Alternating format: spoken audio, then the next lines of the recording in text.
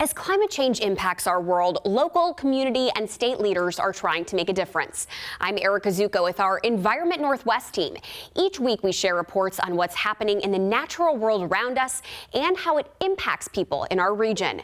From environmental policy to the next generation of scientists, we take a look at some of the biggest environmental issues facing the Pacific Northwest and how lawmakers are responding to them.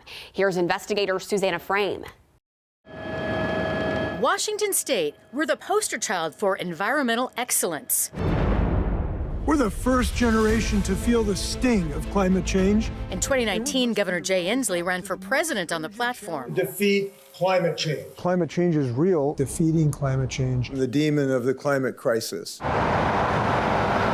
here at home, the King 5 investigators have found Washington isn't meeting many of the state's identified environmental goals. State records show over the last decade, we're recycling less, not more. Greenhouse gas emissions from transportation, the state's biggest carbon polluter, are up, not down. And so are overall carbon emissions, despite a state law requiring a reduction. A lot of areas were failing badly. Todd Myers is the environmental director at the Washington Policy Center, a conservative think tank. Critical that state government and politicians live up to their promises and meet those goals, so that the people of the state of Washington get what they voted for, get what they're paying for. That's critical. The state is meeting some environmental goals, including the number of registered electric vehicles like this one. The governor set a goal of 50,000 by 2020. We've smashed that with about 150,000 on Washington roads right now. On this one, the state is not leading by example. 2 years ago at a UN climate summit in Scotland, the governor announced a bold step, an executive order mandating 100% of the state-owned fleet of vehicles be electric by 2035. His office sent out this press release touting the move to help slash carbon emissions. But a new state report shows Washington agencies are way off track and unlikely to meet that goal. It's challenging to do it, but it's very important that we follow through on our commitments because the climate doesn't care what we say, it cares what we do. This is a delivery van. This probably gets maybe 14 miles to the gallon. Matthew Metz is the founder of Cultura, a nonprofit dedicated to eliminating gasoline use in the U.S. And they're asking the private sector to make a lot of change for the climate, which needs to be done, but the state also really needs to do it. My name is Mandeep Connell, and I'm a director of Results Washington. When Inslee came into office 10 years ago, he created a state agency, Results Washington, to set, measure, and publicize state goals such as environmental targets. And the intent was results-driven government. State government expert John Bernard was the governor's advisor in setting up Results Washington. The purpose of it was to get focused on measurable improvement. Measure and see if things are working, set targets. To actually prove if the state's doing better. Right. Prove it. Right. We're spending a lot of money. Does that money get what we're trying to get done? But over the years, Results Washington has watered down the results. They've scrubbed most of the environmental goals and measurements from their website. Instead, it now features pages of state reports, links to federal information, graphs, maps, and spreadsheets. I think it's a lost opportunity. If you are wanting to be results driven and you don't keep score, it's literally impossible to know if you're doing well, making progress.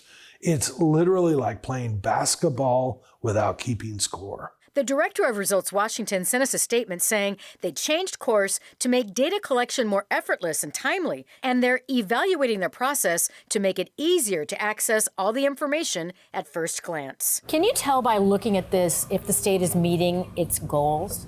No. On a Capitol Hill sidewalk, we tested the site out with citizens. This is Results Washington. How are we doing in meeting our goal? I mean, it doesn't really say anything about goals. You see, I'm just not, like there's so many numbers. No one we spoke with understood how the state stands on environmental goals. From looking at this website, can you tell what the goal is for our greenhouse gas emissions? No, not at all. A lot of numbers. A lot of numbers. No information about where we're going with it.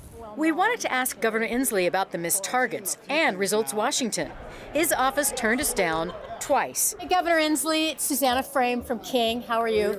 So we caught up with the governor at a public event in October. Sir, I've been trying to organize an interview with you to talk about just a quick one, about our state's climate policies and our targets. And as you know, most of them haven't been met. And so I'm just curious. But I've tried, and I've been told can we no. get an interview with her? She wants to talk about the climate policy. Okay. Can we arrange that? Yeah, let's do that. So we sit down and have Are you sure? Yeah. Okay. Yeah, we'll that do would be it. great, Governor. Yeah. Great, Thank you. Despite that commitment for an interview, it didn't happen. Inslee's office said he was too busy and that King 5 was off the mark by not focusing on the governor's climate policy wins. Critics say policy is one thing, results and being transparent about them are another. Government exists to help make our world a better place. If I don't keep score, how do I know if I made a difference? And we need them to make a difference. We need the accountability, not just for the people who work in the state, but who govern and who make the laws. They need to be accountable. A new Washington law is aimed at reducing waste and contamination. King 5 meteorologist Leah Pizzetti explains the changes you'll see at local restaurants and how they'll help keep Washington cleaner. It's a picture-perfect day on Lake Union. Wildlife fills the water here. And in tandem with these animals, a sad sight. We see bits of styrofoam. So this is very, very common. So it's just a piece of styrofoam. One of the top 10 materials found in cleanups hosted by Puget Soundkeeper. It's pretty crazy. Within just a few minutes of arriving, Emily Gonzalez, Puget Soundkeeper's Director of Law and Policy, finds a variety of trash washed up on the beach. Earplug. Oh, that's another thing. We get earplugs. It's this that drives her to change policy, getting to the root of the issue. The burden is on the consumer. It's on the people who just don't have enough tools or money or resources or availability to be effective. A new Washington law will change the responsibility. Starting June 1st, it will be illegal to sell polystyrene, commonly known by the brand Styrofoam. This ban includes the sale and distribution of takeout food containers like cups, plates, and clamshells, packing peanuts, and single-use coolers. And it's not just Styrofoam bans coming. Food packaging that contains PFAS will also be banned, says Department of Ecology's Marissa Smith. These chemicals have rightly earned their name as forever chemicals. Starting May 1st, many products will be banned that contain PFAS, including certain bags, bowls, cutlery, trays, open-top containers, and clamshells. These new additions are added onto the list that was implemented in 2023, which includes wraps, plates, food boats, and pizza boxes. As a consumer, you might not notice the difference. It might look exactly the same, but the chemical that's used to provide that grease resistance so that the grease from your French fries doesn't end up in your lap is safer for you and safer for the environment. The severity and longevity of these chemicals prompting this new push for change. PFAS in the environment, they are very persistent. And so because they don't naturally break down as easily, we tend to find them everywhere. And that's a problem because they can get into our groundwater and that can contaminate drinking water, which gets back to people. But we've also found PFAS in fish and that impacts seafood resources. Hey buddies. And with Emily's front row seat at the direct impacts. This just makes me want to get all the garbage out right now. Like baby geese feasting on a beach littered with garbage. I don't want you eating this, bud. She's hopeful these two bans will correct this contamination problem. I'm hopeful for it. A lot of times this issue and all issues around pollution seem huge and insurmountable, expensive, and there's just so much to do. It's hard to have the will to tackle it. But one thing I'm extra excited for this year is the push and the focus on producer responsibility. On a national scale, the Biden administration is setting limits on forever chemicals in drinking water. It comes after the EPA discovered harmful contaminants in local water systems. King 5's Kristen Goodwillie shows the scope of the problem in Washington. In a massive countrywide study, the EPA now has an idea of which harmful contaminants, called forever chemicals or PFAS, are found in public water systems. This is just the first wave of reporting across the country, and it's only about 15% of the sites that are being tested. Phil Thompson is a professor of civil and environmental engineering at Seattle University. He says these contaminants are organic chemicals in fire retardants or nonstick coatings on pots and pans. It turns out that if you are exposed to them, they can be very toxic. According to the EPA, exposure can increase certain cancer risks, among other ailments. Really, if you can measure PFAS, that's going to be problematic health-wise. The EPA highlighted water systems that detected contaminants above its minimum reporting level. We created a map showing varying degrees of color, with the darker shades indicating the highest levels. Some of the worst contaminant levels are at JBLM, Artendale near Gig Harbor, and Sammamish Plateau water. Unfortunately, it's something that we found in our water in 2016. And we've been trying to understand what we need to do to address it. According to General Manager Jay Krause, the levels tested for Sammamish Plateau water are below Washington state guidelines. The EPA has proposed regulations, but nothing official, and treatment options are costly. The challenge is, though, just making sure a $40 million investment accomplishes what we need to meet these regulations. It's a financial burden Thompson says will impact everyone. It's going to be a very costly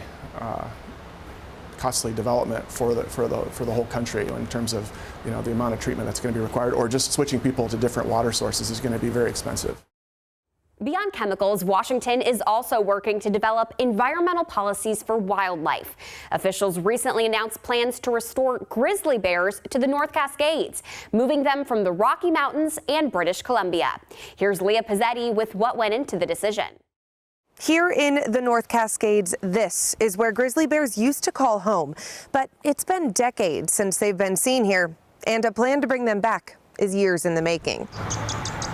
So many people have become unwilling to share even the remotest places on Earth with other creatures. It's a question that will soon be answered. Should grizzlies return to the North Cascades? This is a cause we've supported. I am of the firm belief that humans and grizzlies can get along together. Or not. It's absolutely false. These are people that farm, people that have cattle, people that have children. The community sharing opinions as leaders listen. The number one question that I get in 18 years of my campground, do we have to worry about bears? This listening session is one of many, as Washington leaders decide whether or not to move forward with plans to reintroduce grizzly bears to the North Cascades. They were lost here because of people. This is a story of people killing bears. North Cascades Wildlife Program Supervisor Jason Ransom says it's been more than 25 years since U.S. officials confirmed seeing a grizzly in the North Cascades. Fish and Wildlife's Wayne Casewarn says it's their past here that makes this a considered place to nurse the species back to health after being declared endangered in 1975. It is a place where historically we had grizzly bears. Part of that federal mandate, a requirement to help the bear population recover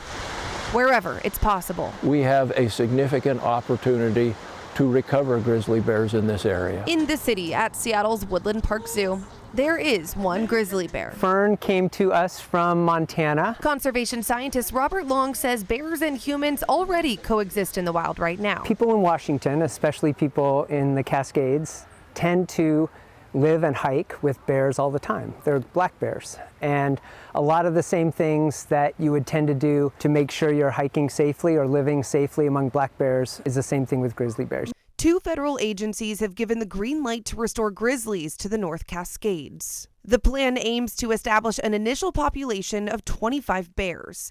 Agencies would move 3 to 7 bears a year over a period of 5 to 10 years. The grizzlies will come from the Rocky Mountains in British Columbia, although officials haven't unveiled plans for how relocation will work, and there's no set timeline for when it will all begin. In certain circumstances, we could issue a lethal take permit to a landowner to kill a grizzly bear that has been offending by taking livestock. But that would be rare. In parts of the U.S. where thousands of bears live and millions of people visit, there are only 7 bear attacks on people every year on average, with less than 1 resulting in death. In the Selkirk ecosystem in northeastern Washington, which has a comparable number of grizzlies to the Cascades plan, there have been 2 people injured in the last 42 years.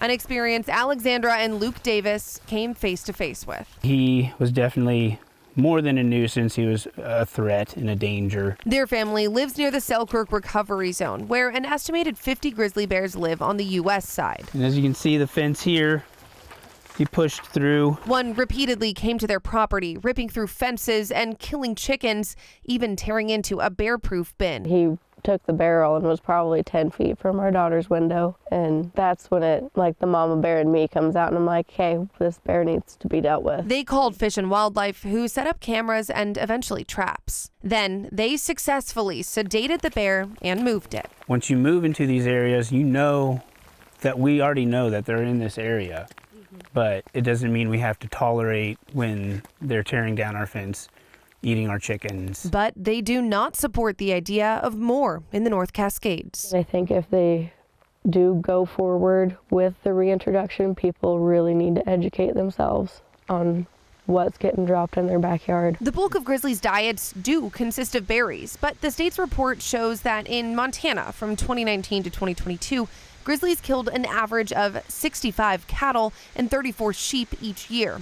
But there are thousands of grizzlies living there. There is one key part of the puzzle that will influence the future of grizzlies in the Cascades: what happens in the North Cascades in Canada. Our nation, the Syilx Nation, has always recognized grizzly bears, Kilauna, as protected and sort of a cornerstone, a pillar of cultural integrity and landscape and ecosystem health. Okanagan Nation Alliance's Kaylin Glasser says in British Columbia, the First Nations are moving forward with plans to reintroduce grizzlies to their side of the Cascades as early as 2024, meaning they eventually will end up in the U.S. They're going to travel across the border. That's a given. We know that. Some of those bears will certainly find their way south, and we will have them in this ecosystem. And so the question is not so much, if we want to have bears here, because bears will probably find their way here. It's what tools do we want to have to coexist with them? And with grizzlies eventually moving to the North Cascades from Canada, there is a small window of time to set up the new rules before they get here. How much do you weigh the locals and residents and visitors versus Native American and First Nation voices versus the actual bears themselves? That's a great question. Grizzly bears is certainly a high-profile issue. It's a very complex issue, and there's a huge diversity of values and opinions of different stakeholder groups. It's complex. Sifting through the different opinions, figuring out what's best for the North Cascades. 50 years ago, a court ruling guaranteed fishing rights for Washington tribes. Now the battle turns to saving salmon from extinction. King 5's Drew Mickelson and I share how the Bolt decision is still having an impact decades later. Every time I come down here, it triggers. It's a lifetime ago. And you're running through the woods in the dark. No, we were in the river in the dark. But Dorian Sanchez says the memories of what happened along this river, the Nisqually, still flow through his mind. The river used to come around the corner, and the old Frank's house used to be on that corner. This is the place still known today as Frank's Landing. The riverfront property owned by Billy Frank Jr.'s family was on the front lines of the fish wars, fought in western Washington in the 1960s and 70s when Sanchez was just a teenager. When they were chasing us, me and Cousin Kenny, we'd jump in the river and make a swim for it. We were not going to jail. But many relatives and fellow tribal members did go to jail. Most notably, Billy Frank Jr. arrested more than 50 times for fishing in Northwest waters. It was pretty darn emotional. People were, understand to accept, but they were just going to keep on doing it. Why? It was our right. The tribes maintained what they were doing was completely legal, rights they had guaranteed in treaties signed with the U.S. government in the 1850s. The case ended up in the courtroom of federal judge George Bolt, who on February 12, 1974, ruled in favor of the tribes, granting them access to half of the state's harvestable salmon and naming the tribes co-managers of the state's fish population. Dorian Sanchez had a chance to thank Bolt in person. 50%. It was big, and it's still big. During a commemoration of the Bolt decision last week, the Northwest Indian Fisheries Commission recognized the Bolt family and those who were arrested before and after Bolt, like Nuji Couts, the last surviving member of the Nisqually's 6 renegades. No, I don't regret it. And Wilbur Slockish Jr., sentenced to 3 years in the 1980s for fishing. These rights were given to me by my Creator. When He placed us here, He gave us the instructions. Take care of those, and they'll take care of you. For tribal members, today's anniversary is more than just a chance to celebrate the past. They hope it's an opportunity to ensure that the lesson lives on. If you know what's right, then you're not in the wrong. That's the lesson. And we were right. There aren't many veterans of the fish wars left, but those who have survived say the stories must also live on. We make sure that our grandkids know about Bolt. They need to understand that how we got here, to where we're at today. 50 years after the fight toward the Bolt decision, promising treaty tribes half the catch, tribes say the current battle is ensuring there are fish in Northwest waters.